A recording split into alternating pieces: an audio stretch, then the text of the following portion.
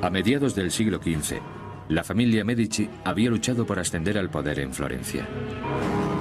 Habían dictado el gusto de la ciudad, presidiendo una revolución en la cultura occidental. El Renacimiento. Bajo la protección del nuevo líder, Lorenzo Magnifico, el Magnífico, surgieron los mejores artistas que ha visto el mundo. Botticelli, Leonardo, Miguel Ángel. Pero tras la gloria acecha la violencia. Las semillas de un terrible contragolpe religioso que llevaría a la ciudad, a los Medici y al Renacimiento al borde de la destrucción.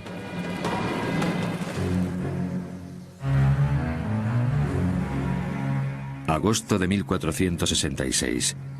La familia más poderosa de Florencia, los Medici, estaba en peligro. Corrían rumores de un golpe de estado por parte de familias rivales, decididas a hacerse con el control de la ciudad.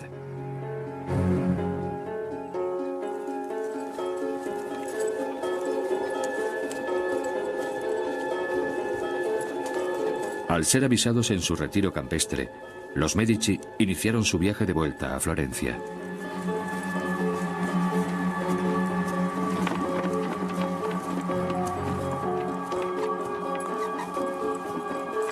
Su seguridad en los caminos abiertos dependía de la vigilancia de dos hermanos, Giuliano y Lorenzo, herederos de la dinastía Medici.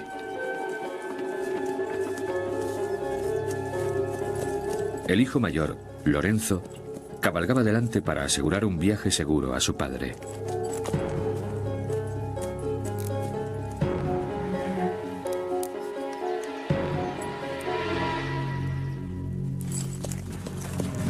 Pero no era a Lorenzo a quien perseguían los asesinos. Sabían que para derrocar a la familia tendrían que deshacerse del padre, el jefe.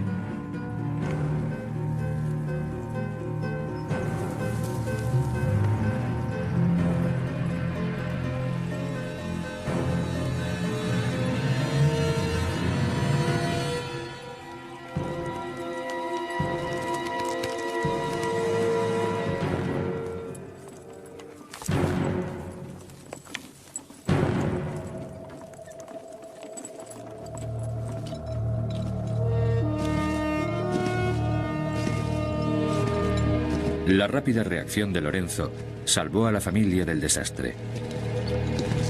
Y los Medici mantuvieron el control sobre el imperio político y económico que construyera el abuelo de Lorenzo.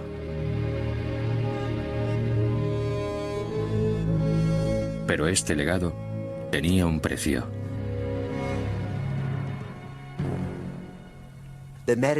Los Medici y sus seguidores han generado muchísimos rencores entre la vieja clase urbana, y la ciudad está llena de hostilidad y resentimiento contra ellos.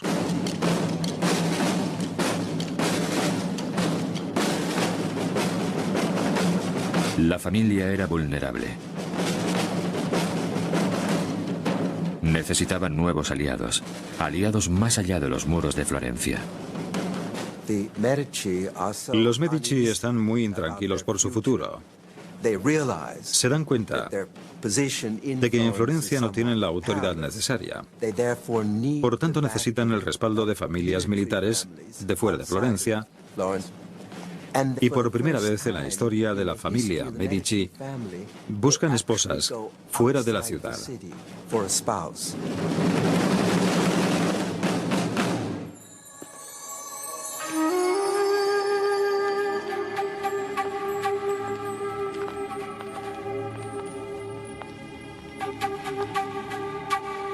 La boda de Lorenzo sería un acto de conveniencia política.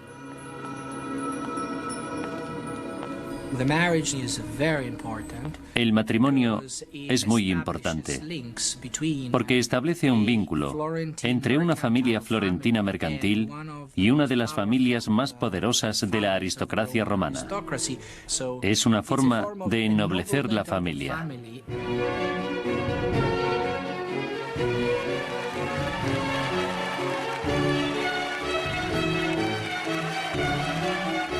Clarice Orsini fue una sabia elección.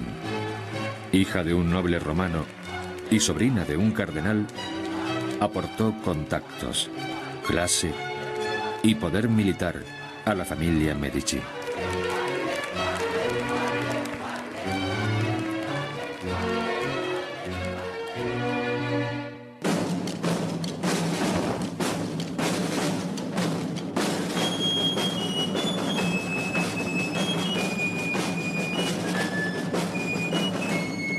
La boda se celebró con 5 magníficos banquetes. Para los amigos de los Medici, era el amanecer de una nueva y trepidante era.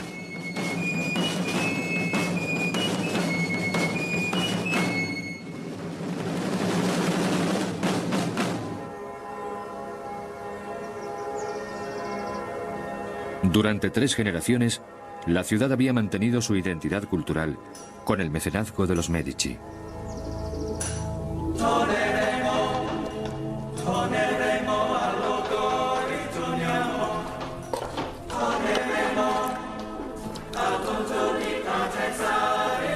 Florencia se había convertido en una fábrica de cultura donde los artistas competían por conseguir el siguiente encargo importante. Para los talleres de la ciudad, el negocio nunca había ido mejor. The scene in one of these places must have been extraordinary, absolute chaos. El panorama en uno de aquellos lugares tenía que ser increíble, el caos total, con clientela entrando y saliendo, mirando cómo iba el trabajo, encargando nuevas obras, gente mezclando colores en una esquina, esculpiendo bloques en otra.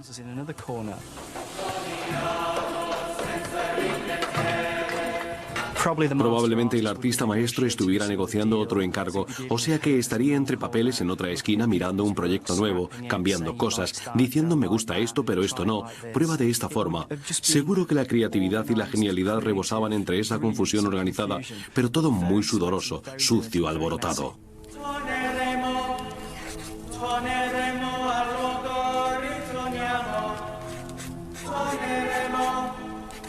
Los Medici se habían creado una reputación como creadores del gusto en Italia. Ya habían descubierto a un artista joven y talentoso que exploraba un nuevo y radical estilo artístico. Bajo el mecenazgo de los Medici, abriría nuevas puertas y definiría el Renacimiento en sí. Se llamaba Sandro Botticelli.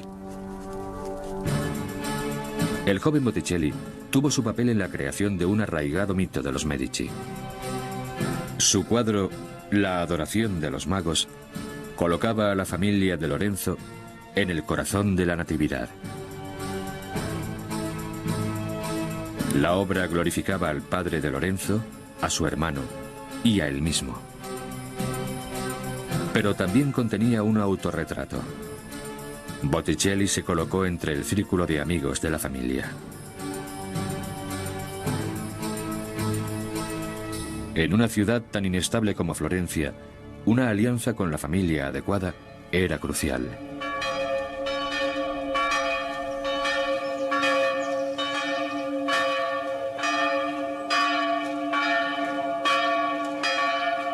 En 1469, los Medici afrontaban de nuevo la incertidumbre.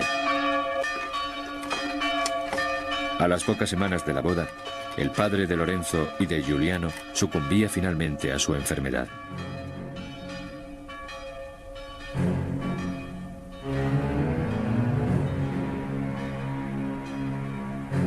Su muerte convertía a Lorenzo en el centro de atención. Los hombres más destacados de la ciudad venían a nuestra casa a consolarnos y me animaban a seguir cuidando de la ciudad como habían hecho mi padre y mi abuelo. Su proposición iba naturalmente en contra de mis instintos juveniles y teniendo en cuenta que el peso y el peligro eran considerables, accedí de mala gana.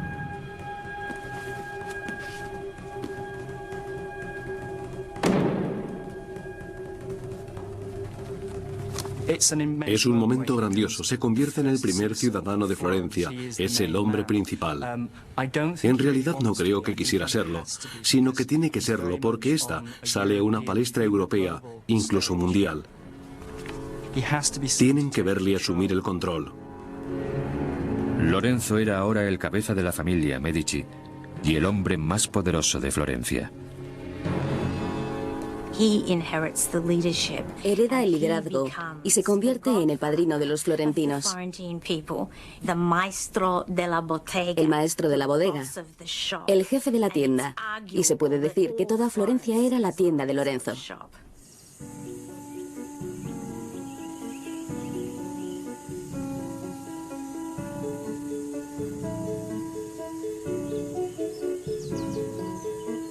Lorenzo se adaptó a su nuevo papel con facilidad, abriendo sus puertas al pueblo de Florencia. Por entonces los Medici llevan mucho tiempo en el poder, son muy astutos políticamente y creo que se han dado cuenta de que en realidad las masas, la gente pobre, puede hacerse oír, puede cambiar las cosas. Por ello, Lorenzo sabe que necesita tener todos sus flancos bien cubiertos.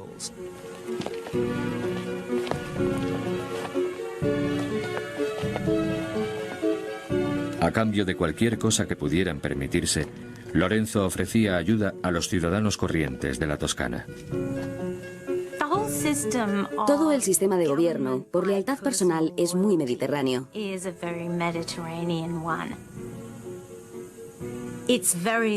Se parece mucho al sistema con el que la mafia controló el sur de Italia durante muchos siglos. Es una sociedad del cara a cara, en la que el gobierno es distante, en la que lo real es el hombre que ejerce la autoridad.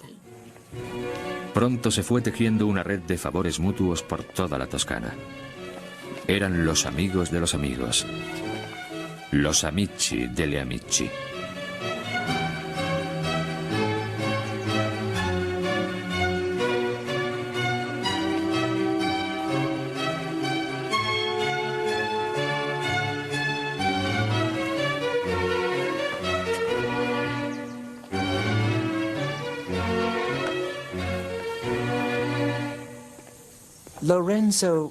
Lorenzo, ofreciendo favores, teniendo un amplio círculo de amigos, consigue hacerse un hueco en esta ciudad como una especie de semidictador.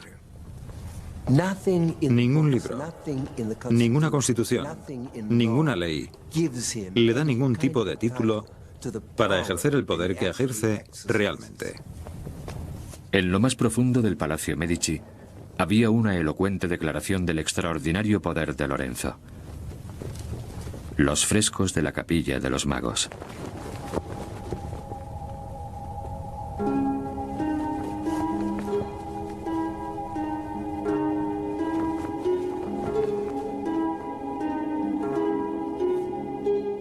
Ocupando las 4 paredes, desfilando por las montañas de la Toscana, había 3 generaciones de la familia Medici. Rodeando a la familia, cientos de sus fieles amigos y seguidores. Entre ellos, príncipes y reyes de Allende los mares y las criaturas más exóticas que había visto Florencia. La capilla de los Medici es como una pequeña joya de la Toscana en el centro de aquel enorme palacio de piedra. Reluce y centellea con sus apliques de oro y sus colores iridiscentes. La familia Medici, sus aliados y amigos, aparecían participando en la procesión bíblica de los magos. El mensaje era claro. Le dicen a la gente, tenemos el poder y el dinero para hacer esto. Si uno forma parte de la procesión de los magos, es una forma de decir, tengo dinero, puedo comprar mi lugar en esta escena. Es bastante chabacano en cierto sentido, una forma de decir, aquí estoy yo. Nadie que viera la capilla podía ignorar el poder de los Medici.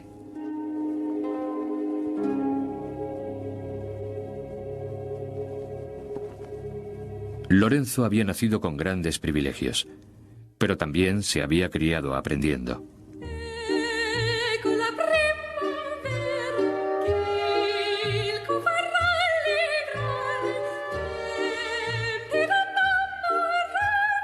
En los salones del Palacio Medici predominaba un mundo de arte y cultura. Lorenzo mantuvo en cierto modo las puertas abiertas en el Palacio Medici. Escritores, artistas y otras personas interesantes podían entrar libremente y participar de su generosidad. Es una figura moderna que resulta muy atractiva.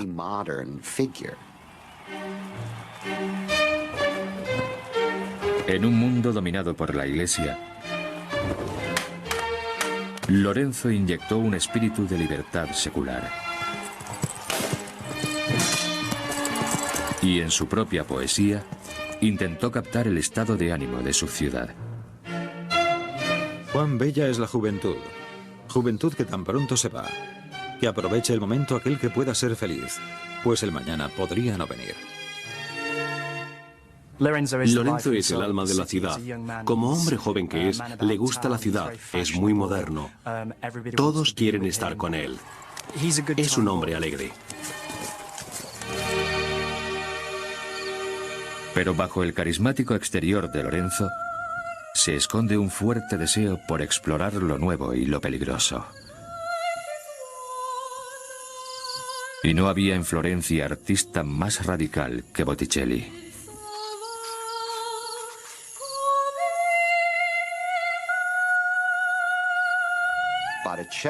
Botticelli se ganaba el pan, como muchos otros artistas, trabajando en proyectos religiosos. Pero creo que tenía el corazón puesto en cualquier tema que no fuera Jesucristo. La cualidad que daría rienda suelta a ese nuevo espíritu al que Lorenzo de Medici tanto animaba en Florencia.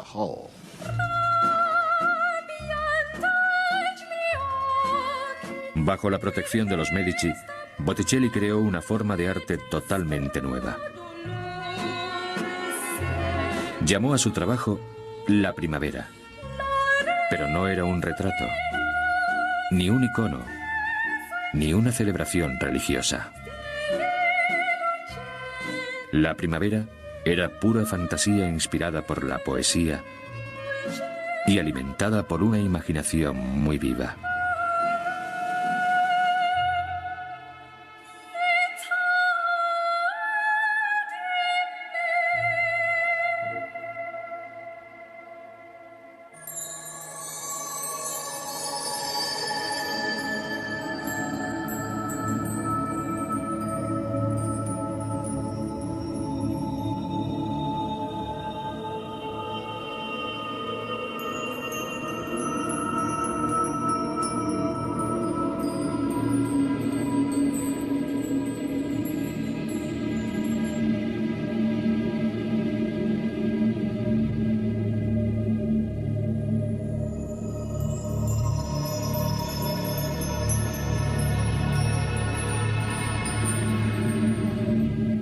Lorenzo da libertad a Botticelli. Le permite tocar el tema que quiera entre aquellos humanistas clásicos y lo que algunos pudieron llamar y de hecho llamaron ideas paganas. Les preocupaba mucho que Botticelli sobrepasara en cierto sentido los límites de lo que el arte cristiano debía ser. El cuadro de Botticelli mostraba a Venus, la antigua diosa de la belleza, celebrando la llegada de la primavera. Era un tema que con seguridad iba a gustar a su mecenas. Venus es la primera criatura del universo pagano. Por tanto, se la asocia a la prosperidad, la juventud eterna y la fertilidad. Satisfacía perfectamente las necesidades de los Medici en la época, porque era la más pura expresión de aquella nueva era dorada. Una especie de renacer de la grandiosidad de Florencia bajo los auspicios de los Medici. Pero cuando el mundo de Lorenzo empezaba a florecer, emergían nuevas amenazas a su futuro. Lo que empieza a ocurrir en la época de Lorenzo es muy parecido a la mafia. En Florencia siempre hubo familias grandes y poderosas que se disputaban el control del territorio. Y es básicamente lo que pasa entre los Medici y los Pazzi. Los Pazzi eran una familia de banqueros rival. Como los Medici, gobernaban el barrio en el que vivían. Los Pazzi son la segunda familia más rica de Florencia, pero también tienen la ventaja sobre los Medici de contar con un linaje más antiguo y más noble. En la familia habían existido caballeros desde el siglo XII y seguía habiéndolos en el siglo XV. Entre los Medici nunca hubo caballeros. Desde el momento en que Lorenzo asume el poder, procura apartarlos del liderazgo en Florencia. Marginados por el dominio de Lorenzo en la ciudad, los Pazzi decidieron ocuparse del asunto por su cuenta.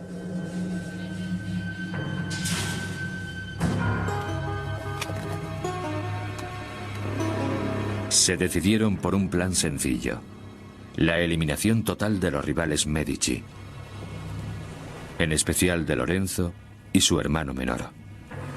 Los Pazzi tenían aliados poderosos. Los líderes de la Iglesia Católica tenían fuertes deudas con el Banco Medici. Les interesaba aliarse con los Pazzi. Pero cualquier operación contra Lorenzo y su hermano tenía que ser planeada cuidadosamente. Los conspiradores sabían que debían matar a ambos, porque si mataban al hermano mayor quedaba Giuliano, que era apuesto, muy inteligente, era popular, y la familia Medici se concentraría en torno a él. Había que eliminar a los dos. Era vital.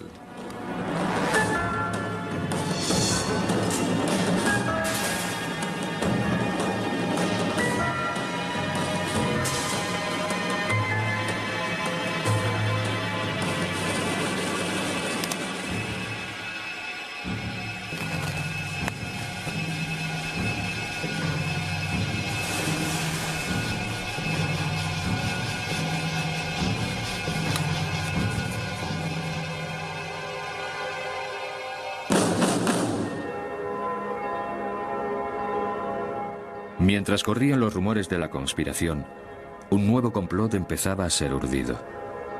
No pudo ser más sacrílego.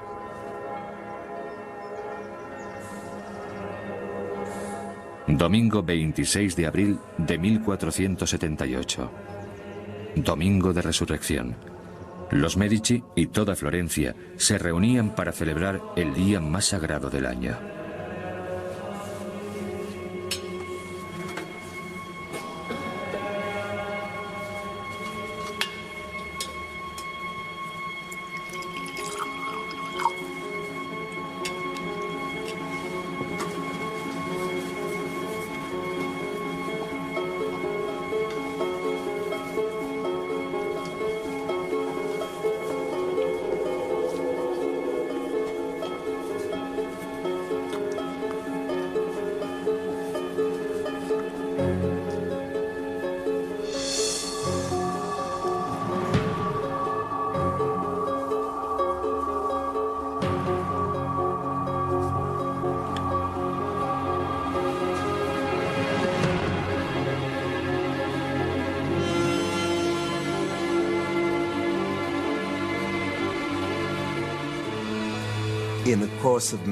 En el transcurso de la misa se da la señal. Ambos hombres estaban en la catedral al mismo tiempo y parecía el momento idóneo.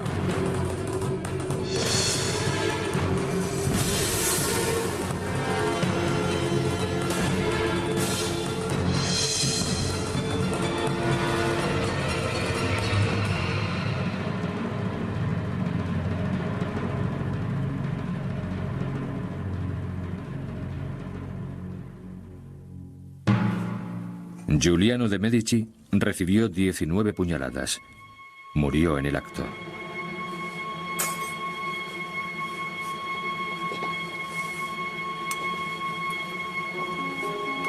Pero Lorenzo no aparecía.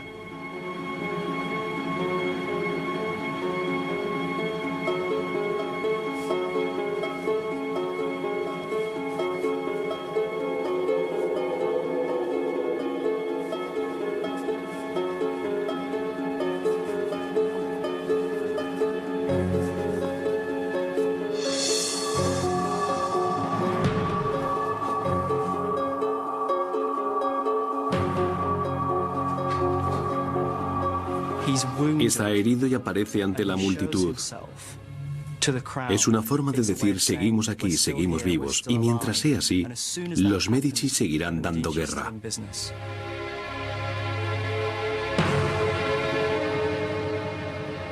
Medici a personas a su muestra, que fue... Los simpatizantes de los Medici estaban tan furiosos por lo ocurrido que estaban dispuestos a matar a voluntad.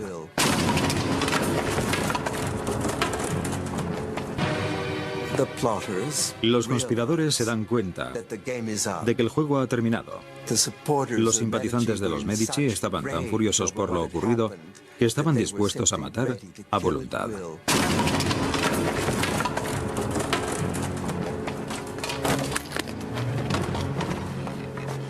La ciudad se vio inundada de violencia cuando los partidarios de los Medici exigieron venganza.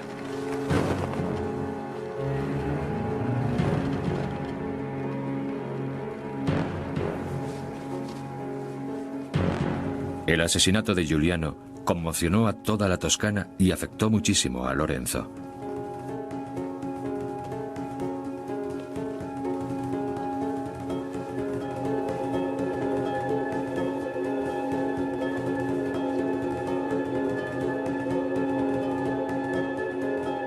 El poder Medici pendía ahora de un hilo.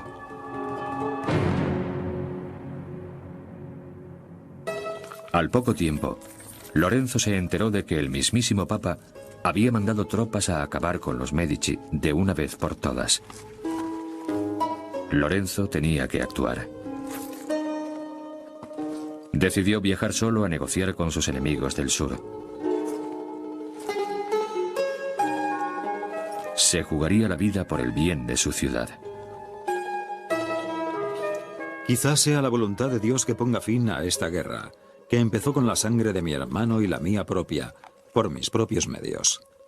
Los florentinos temían por su supervivencia. Hasta Lorenzo estaba preocupado, como observó uno de sus sirvientes. Parecía dos hombres, no uno. Durante el día estaba totalmente tranquilo, relajado, alegre y confiado. Pero por la noche se afligía con amargura por su mala fortuna y la de Florencia. Lorenzo viajó durante un mes aproximadamente, navegando casi 500 kilómetros por la costa italiana. Su barco atracó en Nápoles justo antes de la Navidad de 1479. Lorenzo llega a Nápoles con dinero y regalos para todos los cortesanos, con todo su encanto, y se acuerda un tratado de paz entre ambos bandos. Aunque el Papa está muy descontento con el acuerdo, mucho, le hacen ceder casi a la fuerza.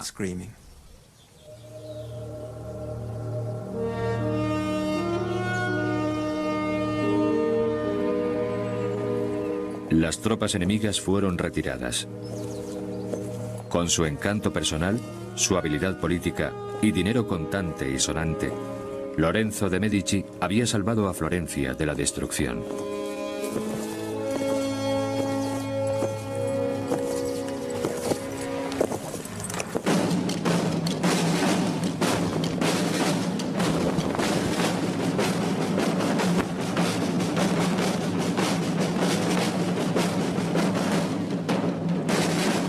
Lorenzo fue aclamado por su agradecida ciudad, Il Magnifico, el Magnífico.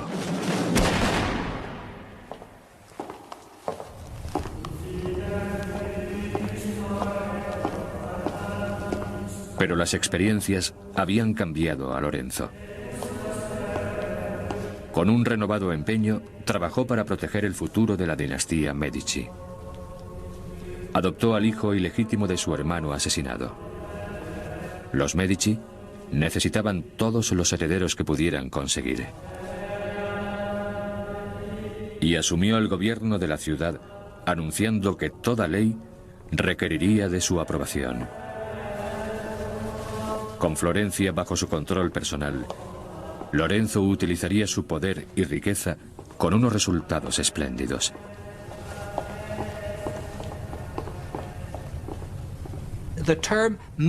El término magnificencia es una palabra con un poderoso efecto en la época, porque alguien es magnífico, espléndido, si puede gastar dinero virtuosamente, y el mecenazgo es la mejor forma de hacerlo. La sola palabra de Lorenzo podía hacer o destrozar una carrera artística.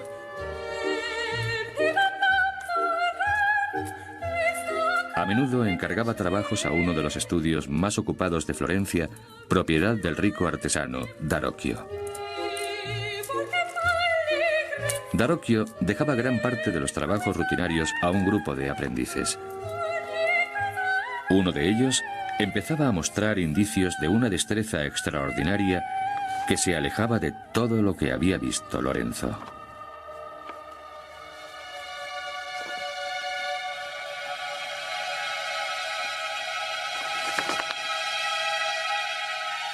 Era un artista que desmontaría el mundo para ver cómo funcionaba.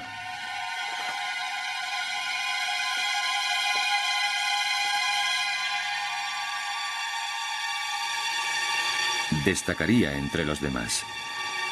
Se llamaba Leonardo da Vinci.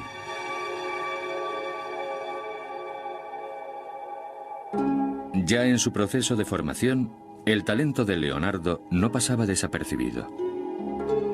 El bautismo de Cristo fue obra de varios artistas. Pero Leonardo pintó su ángel con unos óleos muy vivos, una técnica radical y no experimentada antes. Su trabajo impresionó tanto a Darocchio que se decía que el anciano abandonó la pintura para siempre.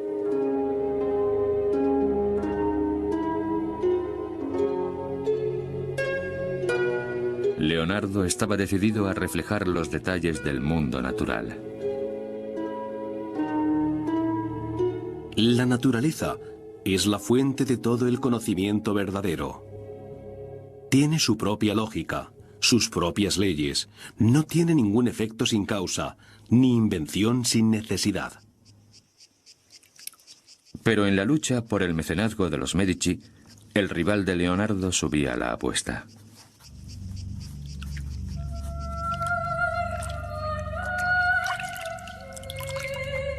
Inspirado por la escultura clásica de la colección privada de Lorenzo, Botticelli llevó su estilo radical a extremos nuevos.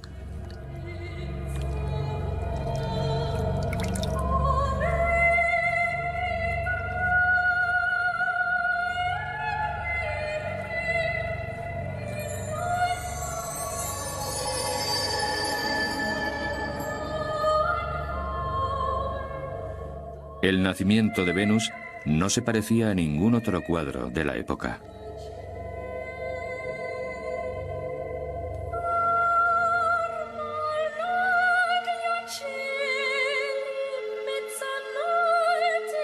Encargo privado para la familia Medici, era una atrevida celebración del deseo humano.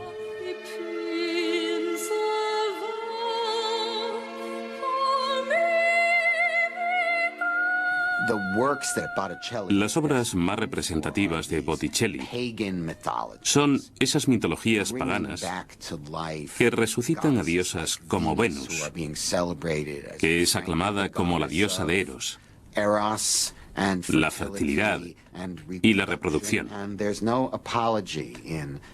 Y en los cuadros de Botticelli no hay disculpa por la glorificación del mundo físico y las pasiones físicas.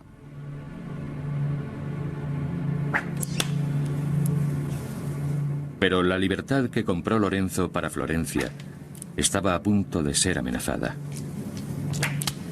Un hombre pensaba que Lorenzo conducía a la ciudad por un sendero decadente hacia la destrucción.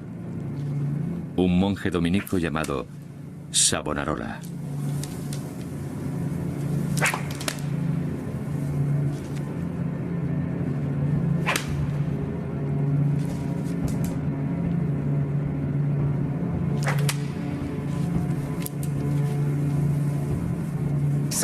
Savonarola era bastante monotemático.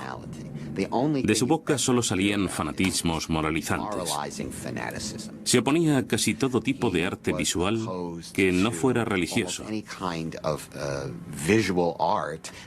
Si había desnudos, eran lascivos y pecaminosos. Apenas se fijaba en cualquier cosa que ocurriese que no estuviera dedicada totalmente a una noción de la religión muy tradicional.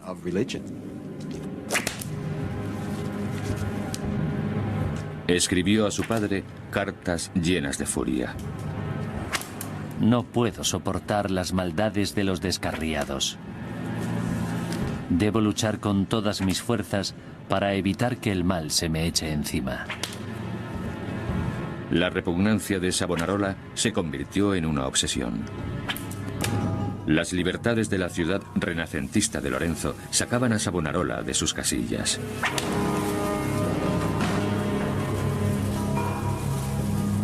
Asqueado por lo que veía a su alrededor, dirigió todo su odio contra Lorenzo, centrando en él todo lo que fuese pecaminoso.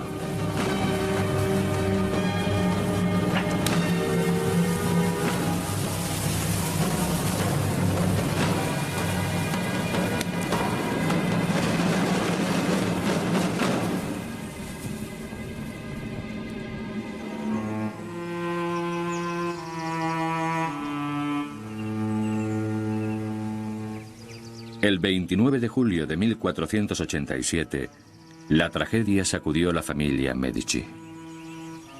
La esposa de Lorenzo, Clarice, murió repentinamente de tuberculosis. Solo tenía 34 años. Lorenzo lamentó la pérdida de sus seres más queridos.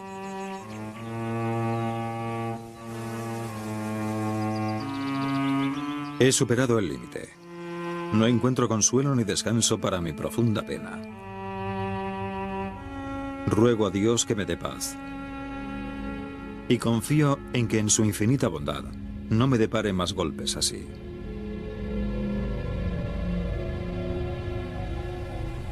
Lorenzo encontró consuelo, como siempre, en el arte. En 1488 fundó la primera escuela de bellas artes de la historia, cediendo esculturas clásicas de su valiosa colección para su estudio. Allí descubrió a un talento precoz que trabajaba con mármol por primera vez.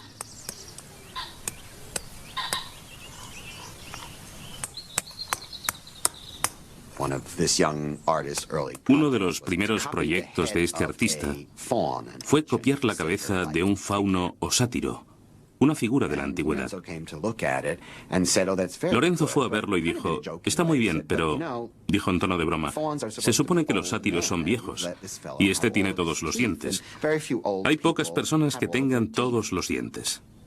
El joven se moría de vergüenza por haber sido criticado, e inmediatamente saltó uno de los dientes con un cincel, e hizo que Lorenzo volviera a ver la escultura. Miguel Ángel Buonarroti solo tenía 13 años. Lorenzo es un entendido, sabe realmente lo que busca. Tiene muy buen ojo y lo ve inmediatamente el Miguel Ángel. Lorenzo le toma enseguida bajo su protección porque creo que sabe que es un chico frágil, es un joven problemático y tiene que adularle un poco. Lorenzo decidió introducir a Miguel Ángel en su familia. Al joven artista le dieron sus propias habitaciones en el Palacio Medici para que creciera junto a los 7 hijos de Lorenzo. Lo que me parece interesante es la estrecha relación que se desarrolló entre Lorenzo y Miguel Ángel. Se veían casi a diario. Y llama la atención lo que se esforzaba Miguel Ángel por conseguir la aprobación de Lorenzo. Lo que hace Lorenzo con Miguel Ángel es algo nuevo. Es una relación muy íntima entre mecenas y artista. Lorenzo invitaba a Miguel Ángel a su mesa. Miguel Ángel se sentaba con gente como Botticelli, Ficino y escuchaba las cosas de las que hablaban, de teorías humanistas de la antigüedad neoclásica, y lo absorbía todo. Se puede apreciar en las esculturas, en los dibujos y en los cuadros de aquel periodo de la vida de Miguel Ángel.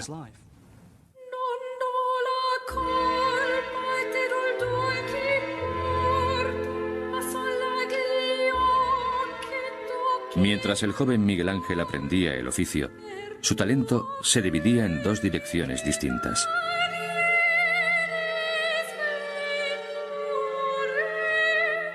Se dedicaba con gran devoción a temas religiosos tradicionales. Pero cada vez se inclinaba más hacia la teatralidad de las leyendas clásicas que oía en casa. Mi tutor me leyó el mito de la batalla de los centauros. Las fuerzas desatadas de la vida se enfrentaron en heroico combate. Mi mente era un campo de batalla. Mi amor por la belleza pagana, el macho desnudo, en guerra contra mi fe religiosa. Miguel Ángel sentía que la influencia de Lorenzo de Medici le llevaba en una dirección peligrosa.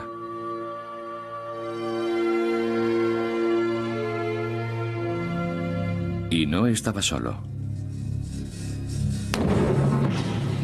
Savonarola había encontrado público para sus creencias. Ve y dile a Lorenzo que se arrepienta de sus pecados, porque Dios le castigará a él y a su familia. Creía que podía prever el futuro, y lo que preveía era que la decadencia del dominio de Lorenzo conducía a la caída de Florencia. La creatividad alcanzó su momento culminante con gente como Botticelli y Miguel Ángel, pero política y económicamente las cosas estaban en un punto de máxima tensión.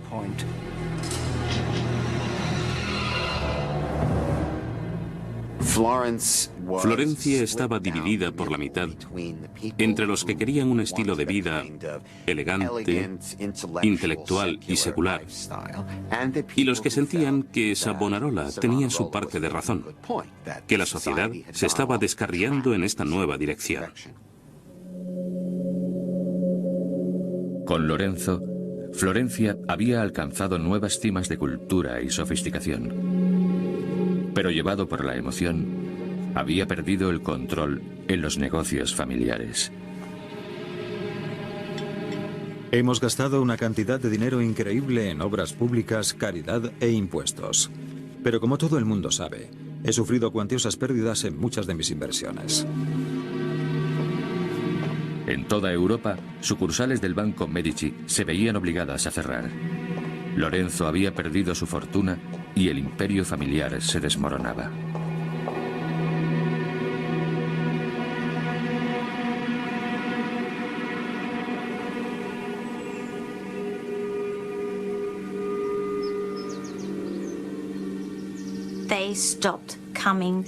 Dejaron de cumplir con sus amistades. Todo su poder se basaba en ser padrinos, en mantener ese círculo de simpatizantes reales con quienes tenían obligaciones y quienes, lógicamente, esperaban que cumpliesen con ellas. Había más gente pidiendo favores que favores para repartir. E inevitablemente algunos se iban con las manos vacías e insatisfechos.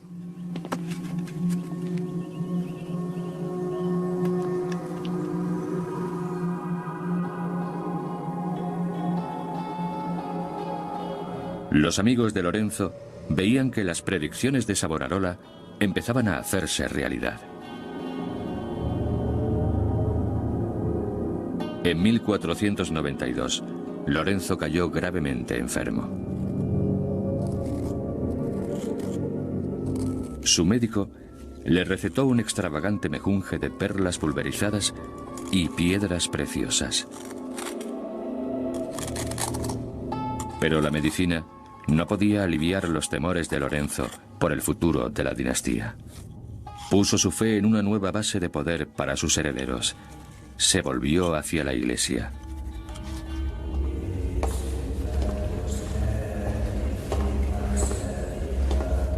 Con solo 16 años, Giovanni de Medici ya era cardenal.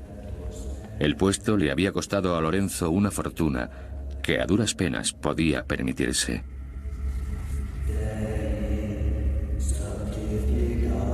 Da gracias a Dios.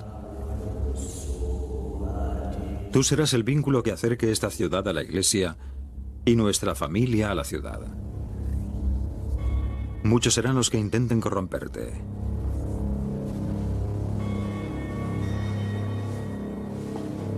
Lorenzo sabía que se moría. Y ahora necesitaba algo que el dinero no podía comprar. Todos tus escritos sobre la juventud, los libros de tu biblioteca y todos los autores que escriben sobre filosofía clásica no son prácticos en lo que más necesitas en ese momento, que es la redención de todos los pecados que has cometido. Temiendo la condenación eterna, Lorenzo llamó a Savonarola a su lecho de muerte, buscando su absolución. Pero el juicio de Savonarola fue duro. Condenó a Lorenzo.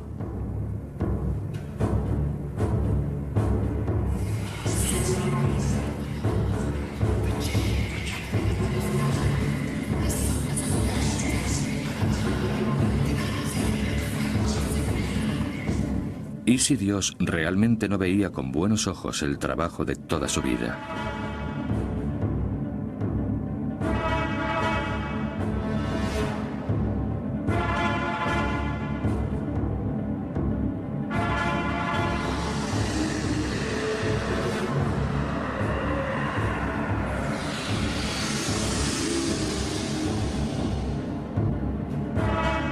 A los 43 años, Lorenzo moría, temiendo el infierno hasta su último aliento.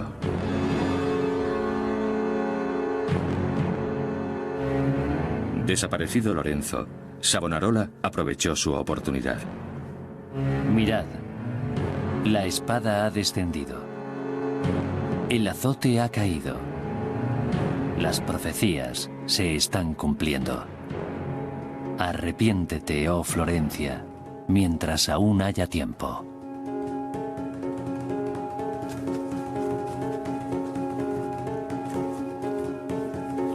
Hasta Botticelli se dejó arrastrar. Desconcertado por el mundo cambiante que le rodeaba, se volcó hacia la cristiandad con un nuevo fervor.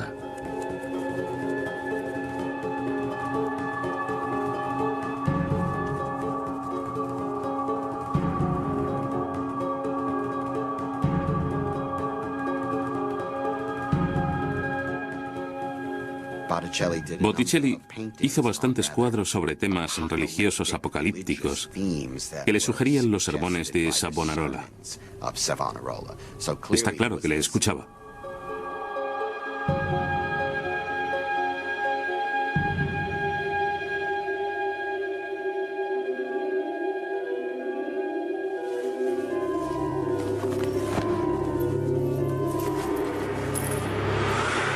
Bajo el régimen fundamentalista de Savonarola, las prostitutas eran golpeadas y los homosexuales quemados. Toda exhibición de maquillaje o joyas quedó prohibida.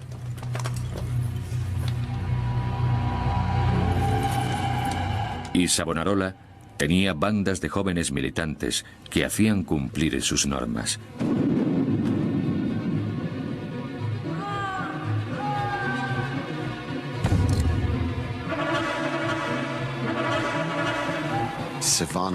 Savonarola quería crear el reino de Dios en la tierra, costase lo que costase.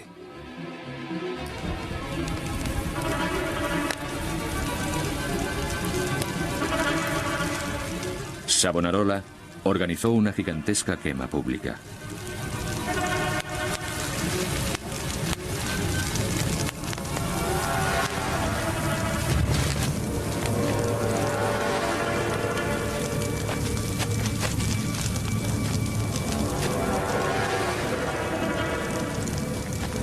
A las llamas fueron libros y figurillas, pelucas, cosméticos y joyas. Todos los accesorios del alegre renacimiento de Lorenzo.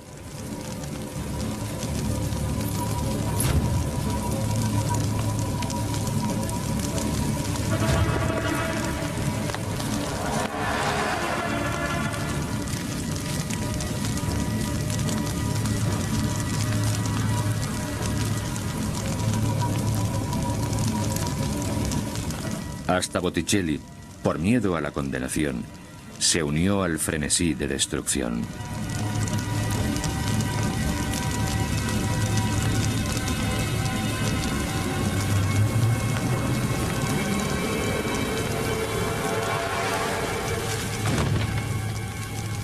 Arrojó sus propios cuadros a las llamas.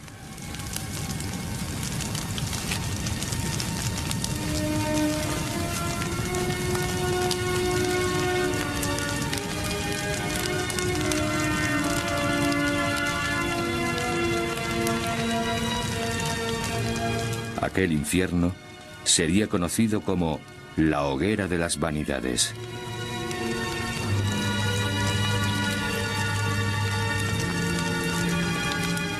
Florencia buscaba la salvación y se había convertido en una imagen del infierno.